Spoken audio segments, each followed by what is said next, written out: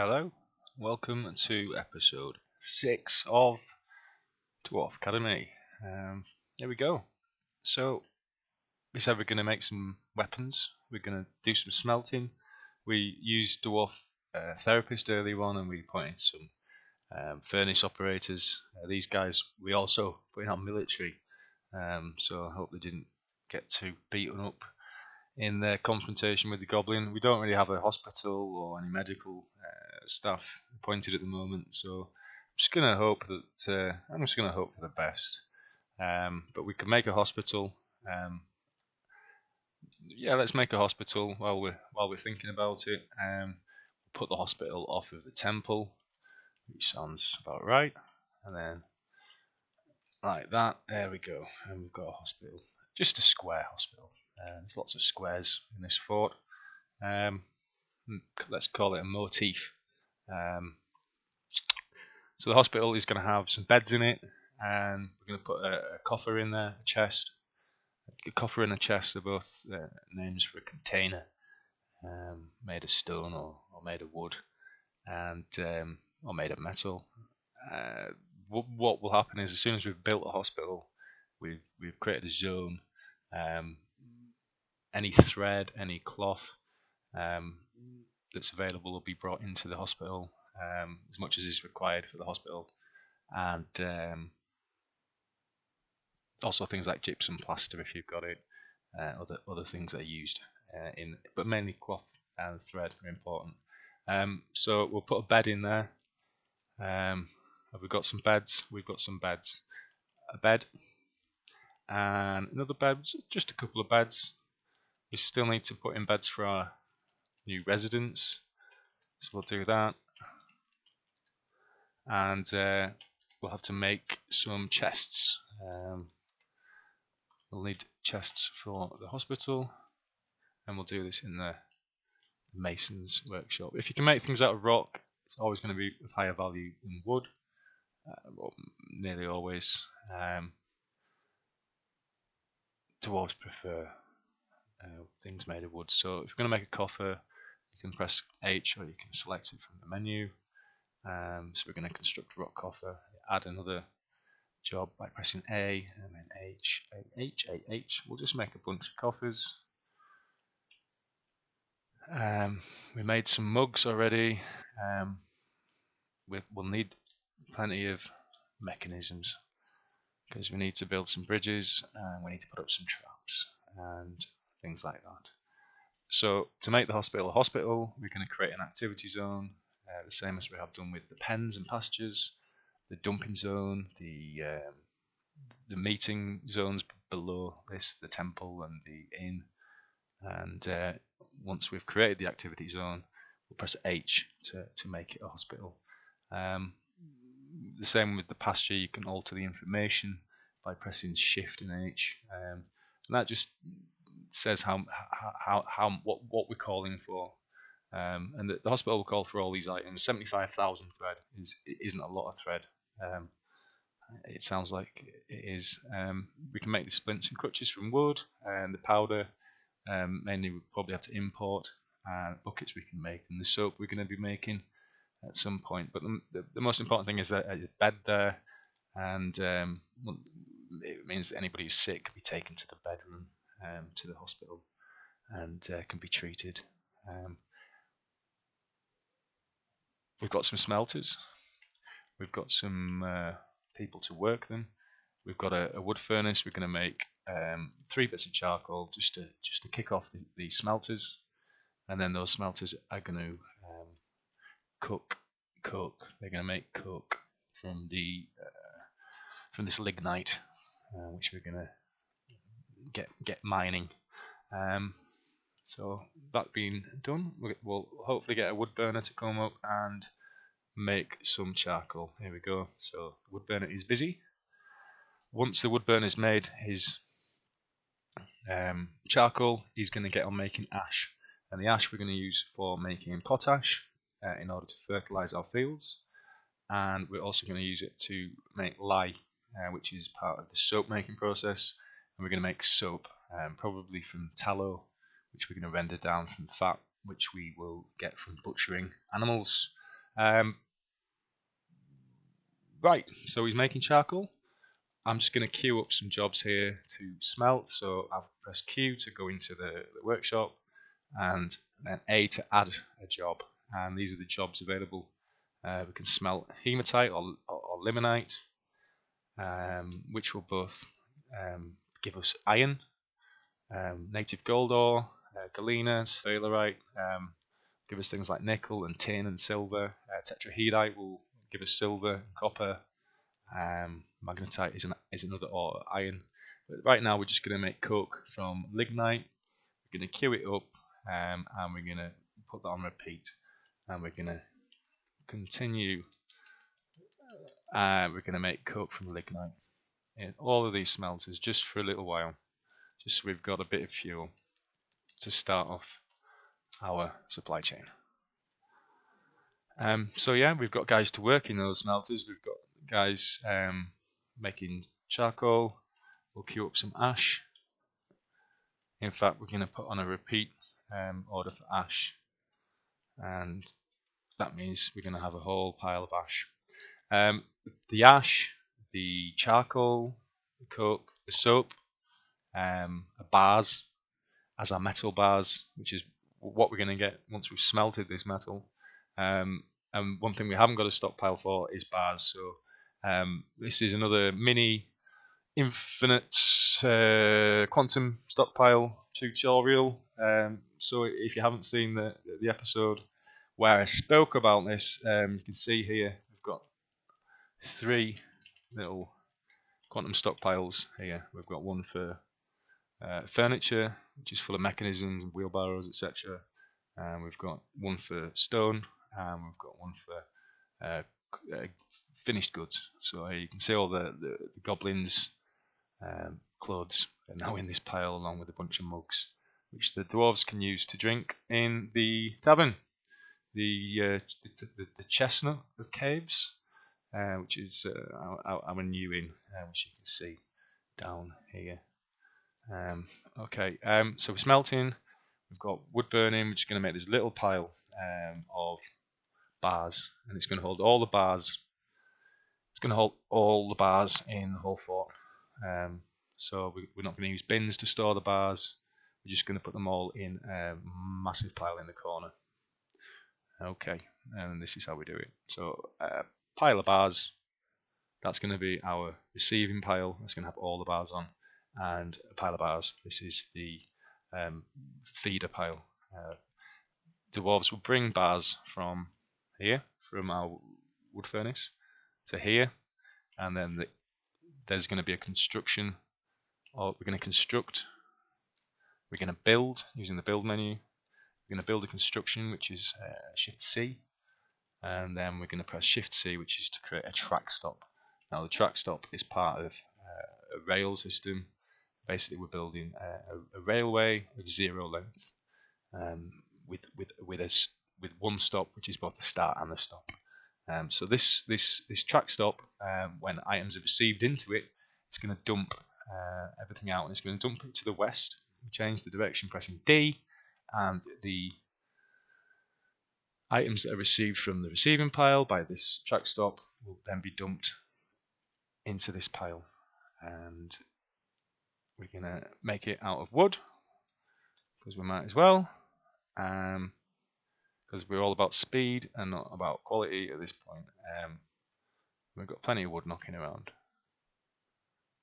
Once we've created the track stop, we're going to go into hauling, pressing H. We're going to create a new route, and then we're going to take the cursor to this track stop, and we're going to press S to create a new stop.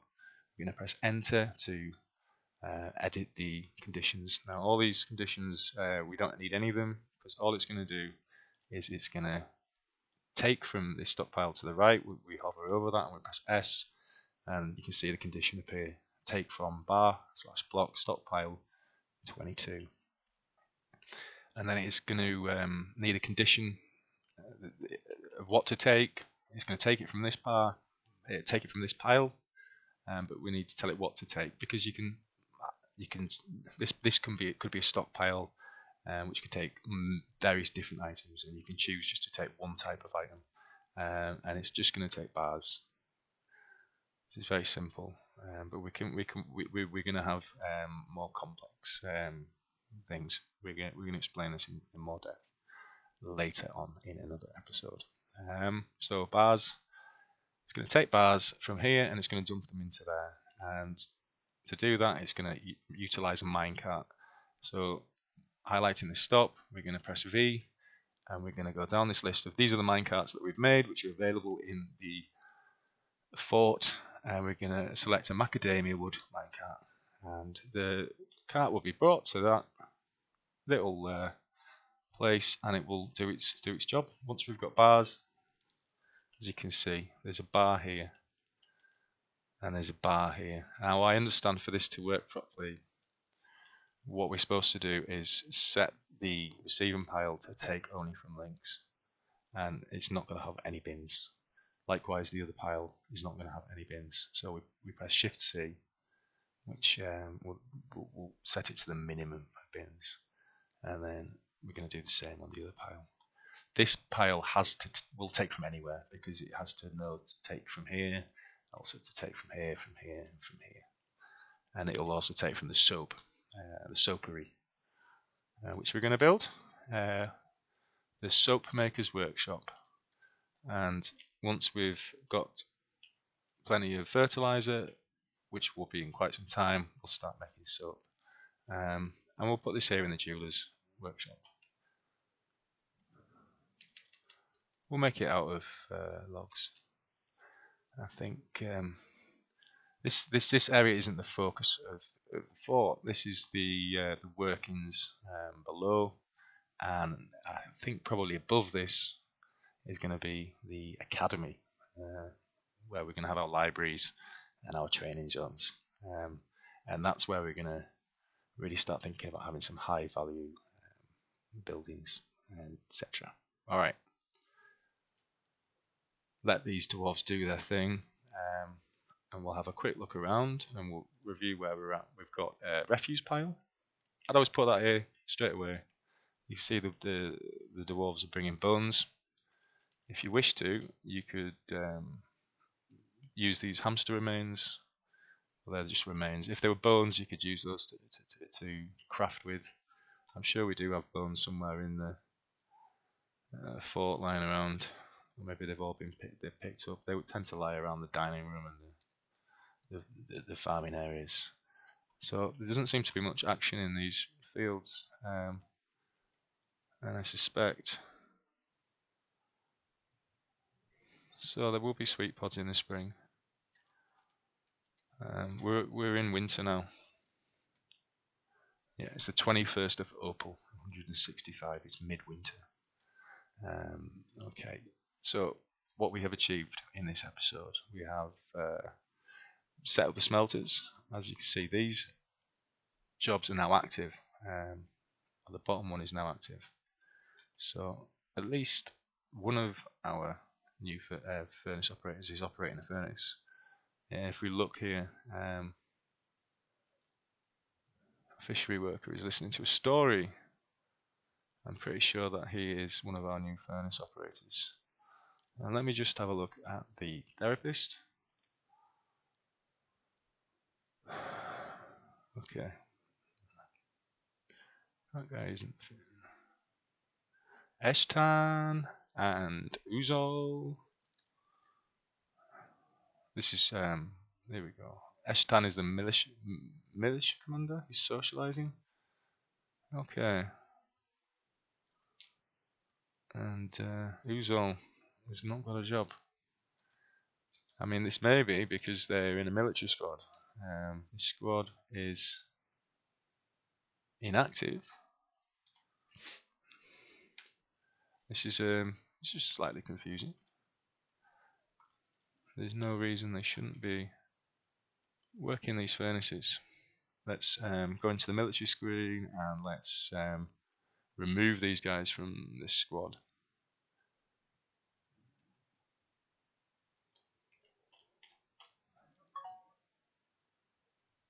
So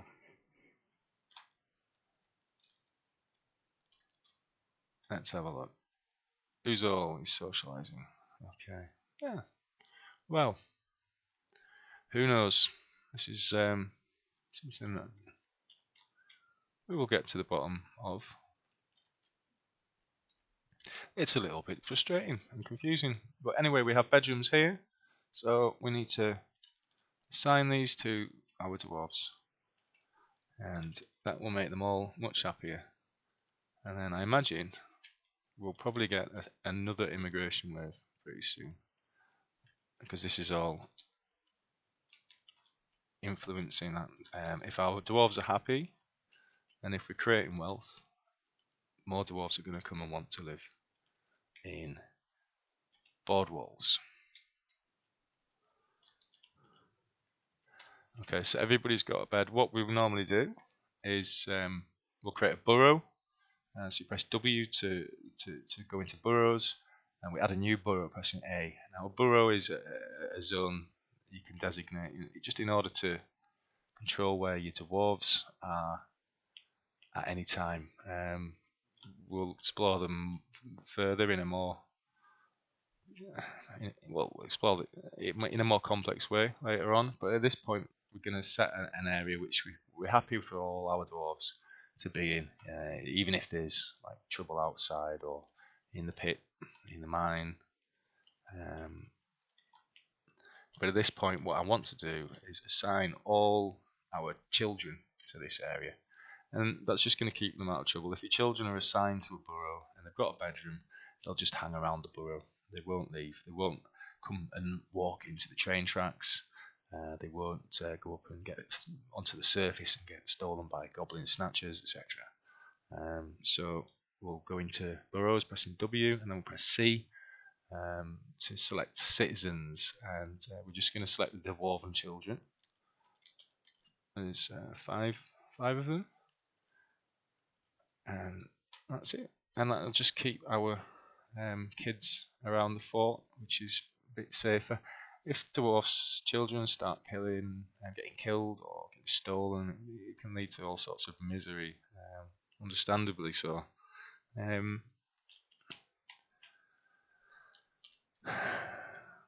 Let's have a look, because the dwarves, I mean, they're happy, they're just not doing much useful. We're going to start mining. That will keep people busy, but I'm concerned that our furnace operators are not operating. And why is that? Okay. We can have a look at the stocks. So if we go into Z, that shows us this screen. It shows us the general information about Boardwalls, the wealth that we created, what we've exported, all the various dwarves, skilled dwarves we've got.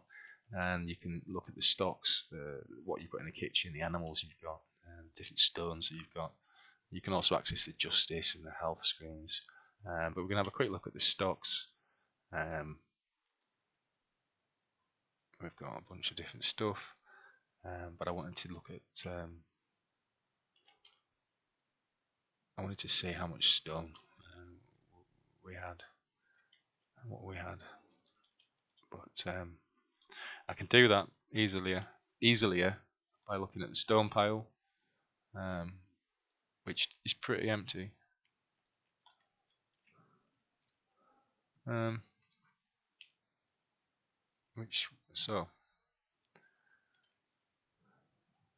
Something is amiss.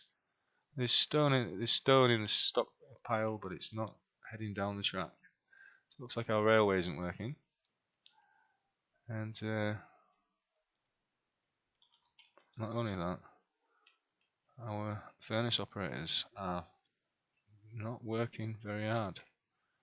Let's just have a look and see. So the route we're looking at, the stone route, it's got its minecart. The V is green. It's going to be pushed north when it's full, and it's going to take from the stockpile of stone.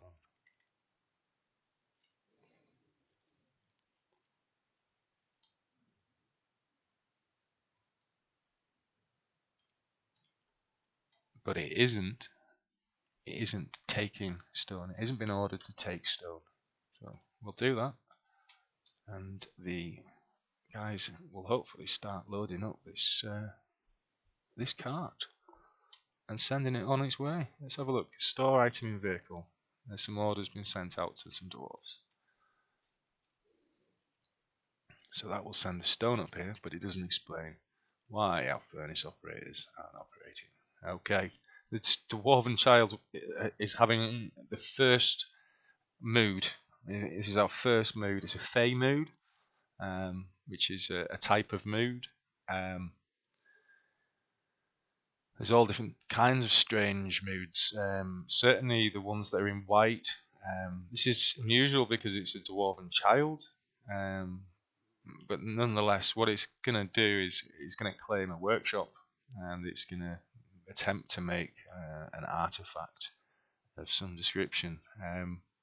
Let's just follow it, and we can explain more. He's going to head towards a workshop. He's claimed a crafts dwarf's workshop, and he's collecting stone. He or she, I'm not sure of the gender. Who is this child? Who is this child? Well, she is currently having a plant mood. Is that right? Dobar. This is a gentleman. We can check alerts. Yes, Dobar has claimed a workshop. So yeah, a fey mood is, I think it's one of the better moods. When they're possessed and things, they still want to make an artifact. But if it's a white mood, I believe they're going to end up getting a legendary skill in the craft that they're using. So this is probably going to be what's the dwarf saying? I'm pressing Q. I must have tanned hides. I must have rock. Well, it needs some tanned hides. Clearly, we don't have any because Dobrai's just sat there. If we had some, it would be stored in the leather pile. I'm just going to build a leather pile over here. We have a butcher's, and we have a tanner's, and we have a bunch of animals. We have 2 horses who I don't want to kill because they're a breeding pair. If we press Z, we can have a look at the animals, and we've got these 2 horses. We've got a horse foal. We've got a donkey. So what we're going to do is press B, and we're going to ready this donkey for slaughter. One of our dwarves, probably the butcher, will go outside, and he's going to fetch this donkey and take it to be slaughtered. There we go. So you can see he's leading him from the pasture and taking him to the butcher. The donkey's been slaughtered, and you can press T at any time to look in, see what's inside a building. See, we've got some donkey fat. Donkey fat will be rendered by a cook in a kitchen, and that will be made into tallow. Tallow is something that you can cook with. You make very low value food. Its main use, personally, would be to make soap, which we can make using lye, which we're going to make from ash. We're going to make that in the soap workshop. As you see, there's all sorts of different bits of hair and nervous tissue, bone, and there's some hide. We can only hope that our tanner will. We've got a couple of tanners, I think. If we check we've got 3 tanners. The tanner, our weaponsmith's not going to be tied up doing anything more important than tanning, I would hope. So yeah, there we go. He's got to work. This is Licot. He's a stonecrafter, and he's only a novice tanner, but he's going to be able to make us some leather. So this is why when we're embarking, it's always helpful to have sand and clay and things, because if you can't get them in your embark, and suddenly you have a dwarf with a strange mood who is asking for glass or for some sort of ceramic, you might be in trouble. If the dwarf doesn't get its way, it's just going to stay in the workshop and then eventually just go insane and probably starve to death or murder another dwarf. So this is part of the fun of the Dwarf Fortress. But let's have a look. This guy, Dobar Zasrikir. He's working furiously, so I suspect he's snuck up there and got a bit of leather while we were talking. So that's good. I'm happy. Once he's working, and he's going to make it something fabulous, fabulous, and we can display that possibly, or we can build it somewhere depending on what he makes. And when this guy grows up, which is let's have a look. Dobar, he's only 7. Yeah. So he's going to be a legendary bone crafter or stone crafter. Probably a stone crafter because he called for stone and leather. He's made a gypsum ring, and he's claimed it as an heirloom, which is pretty common. All that means is that well, I'm not so sure, but you can still use it. You can build it in your fortress. You can sell it. You can do all sorts of things. I don't think the guy's going to be very happy if you sell his ring at the depot, though. And we try to keep the dwarves as happy as we can. But let's just have a quick look at this Dobar Zasrikir chap. As you see, he's got now he's level 16 at stonecrafting. We've got a pretty tight legendary stonecrafter already here as well. That's pretty cool. So at that point, what I do is I'm going to stop herding our mason from crafting stone. Any stone crafting we do, we're going to do with Lacot, and it's going to add value. It's going to add a lot of value to what he makes, and we can actually make stuff to sell. We can make stuff to use around the fort. Okay. What might be nice is to just hold on to him for a little bit, get rid of all the mugs that we've got, sell all the mugs next time a trader comes, and make a whole bunch of like really fabulous, intricately engraved mugs, and then get some jewels stuck on them. Maybe that might be nice. We don't have a gem cutter or gem setter, but that's no matter. They'll look cool anyway, even if the jewel quality is not excellent. The mugs are going to be fucking brilliant. So we can look forward to that. Let's have a look at our furnace operators. All these jobs have been cancelled, probably because we don't have any lignite. I did say we were going to do some mining. As you can tell, I'm slightly distracted by narrating this. But once everything's in place, as long as you keep an eye on the important stuff, you can get away with letting your dwarves chill out for a bit. I'm surprised that these guys aren't doing something more interesting, maybe worshipping or partying. We'll see. Soon enough we'll have a library and we can assign some scholars, and I think we've got a couple of likely candidates as well. Our weaponsmith, I believe, is pretty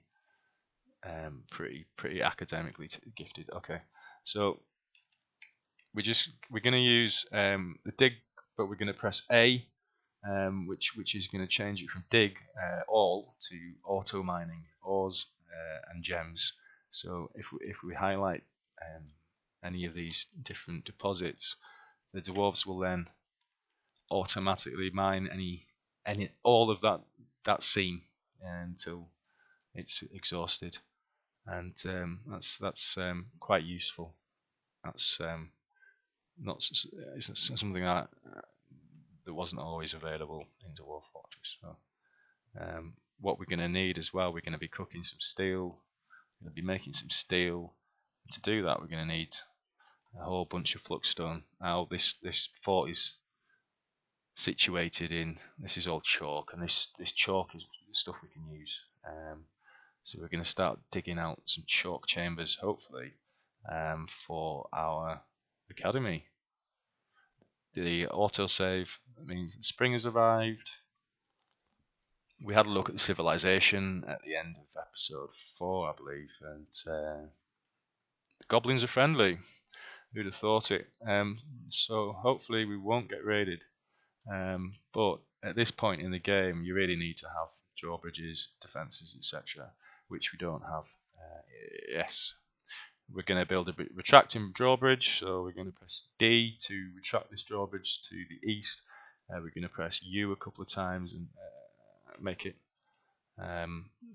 3 tall. And we're going to build it here, but there's a stockpile, so we're going to remove the stockpile. You can't build on a stockpile.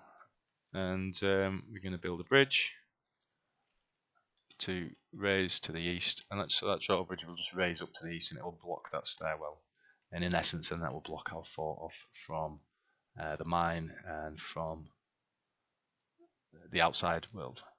There we go. We're going to make a make it out of kumquats. Okay.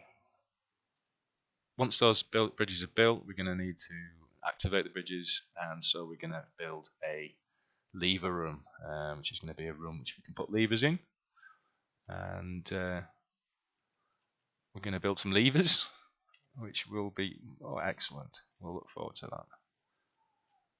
Actually, what I'm going to do in this instance is I'm going to build separate lever rooms for all the levers, and then we're going to put doors on those, and we're going to lock them in case we get any gremlins, in case we get any moody dwarves, in case we get any like traitorous invaders pulling levers they shouldn't be pulling. Who knows what can happen? Maybe we'll get a ghost pulling levers at some point. But if we lock the door, I mean, a ghost will probably be able to get through the door, but a gremlin is probably going to be perturbed by a locked door. I would hope. We'll see. Our miners are pretty busy though. You can zoom in if you like to see what they're up to. Using Z for zoom. Look what we've got. Is that a sapphire I see before me? It is a rough hewn sapphire cluster. So yeah, that's something we can put on a fancy mug. I'm just going to dig that up, and that'll be taken to our rough gem pile. We've got it all set up here. We haven't started the industry, and we haven't got the minecarts going yet. The stone minecart seems to be working. There we go. And let's just check the wood route. I think we might have missed something.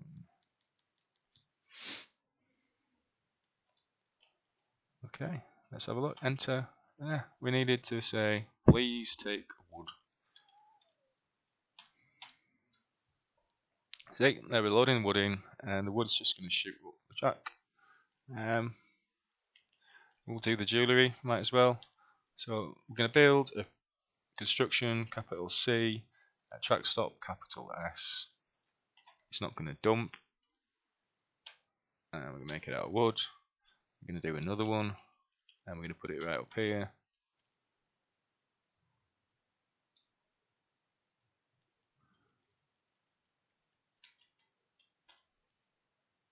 And I haven't asked it to dump, so I'll just remove it and start again. I was put off because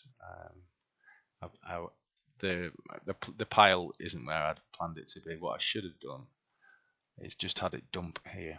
I was just going to have the cat go there and then dump to the west. But this is fine. We'll have the gem pile here. So we want it to dump to the west. Okay.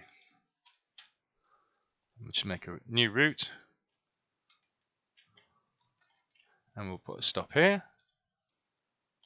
And we're going to ask it to take wood.